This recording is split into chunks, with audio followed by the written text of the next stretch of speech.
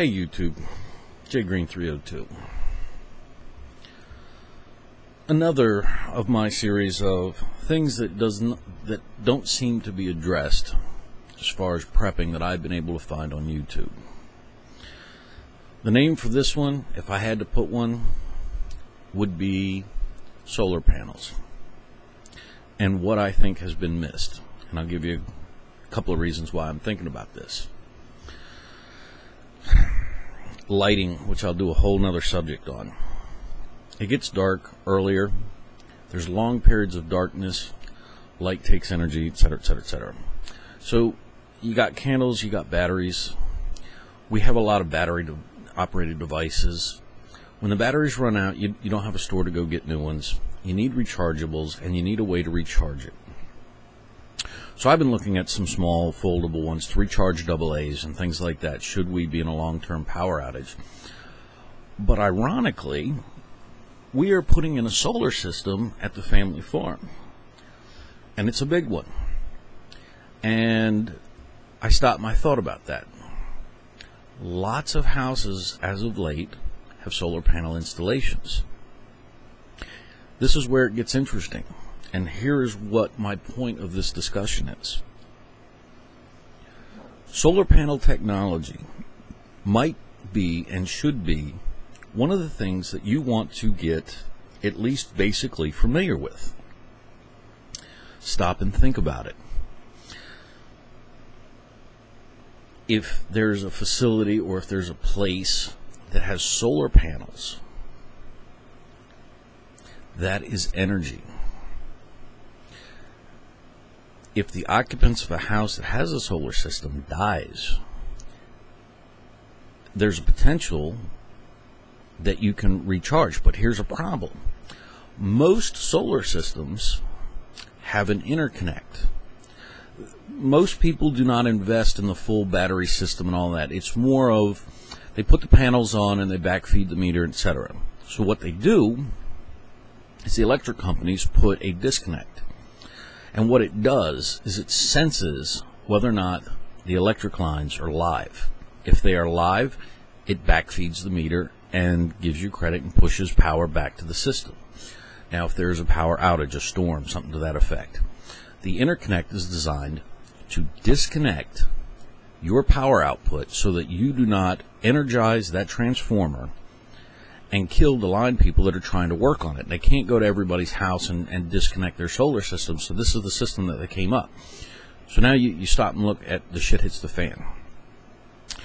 It could be a 40 kilowatt power generating setup, but the electric's off, so it's being shunted and it's going nowhere, but there's no battery backup system. How do you tap it? I'm actually going to go ask the solar people that question and say, let me put you in this situation. Shit has gone all terribly wrong. We're standing here. We know there's solar panels. We know the interconnect works a certain way. If you, the designer, were to have to face this situation and wanted to tap into that power, how would you do it? And if I get good information, I'll post a video and talk about what that information was. Most people don't have battery backup systems. The second part of this is a thought process of, if you understand solar panels, the basic ways in which they are connected and work, charge regulators, inverters, etc., etc., etc.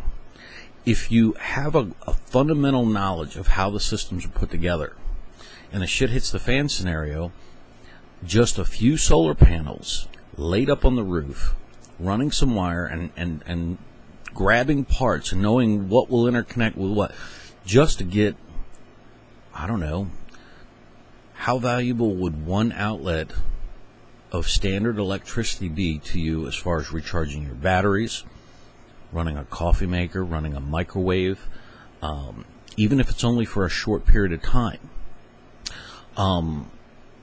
You can salvage car batteries. You know, if you can find the components and mix match, you can make an ad hoc system. So the knowledge of basic solar panel setups is something that you might want to look at. Everybody talks about, well, you know, you might want to get this or you might want to get that.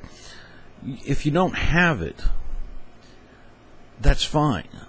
But at least doing a little bit of homework and understanding how these systems are put together, what the components are, the path of the electric, how it is architected to do what it does, so that you know how to modify those systems or ad hoc put one together.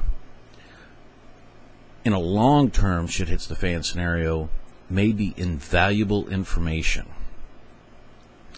And I thought that nobody has really put that out there and kind of talked about it in that context. I think that this is information that is valuable because there's a lot of solar panel systems out there on people's houses and on people's roofs, et cetera, et cetera. It's going to be there. It's going to be there 10 years from now. The only place where all this information would become null and void is an EMP blast. And at that point, none of the gear works. So it's a done deal. But that's one of potentially 50 types of shit hits the fan scenarios. Keep your options open. Think about it. Cup of coffee, 30 or 40 minutes on Google, paying attention and seeing what these solar panel systems do, investing $300 at Harbor Freight, picking up 2 or 3 panels and an inverter, just something that will feed rechargeable batteries. How can you spend all that money and time on ammo, guns, and food and not think about this? This is my thought on solar panels and what I thought was missed. Hope it gives you something to think about. Otherwise, thanks for listening. Talk at you soon.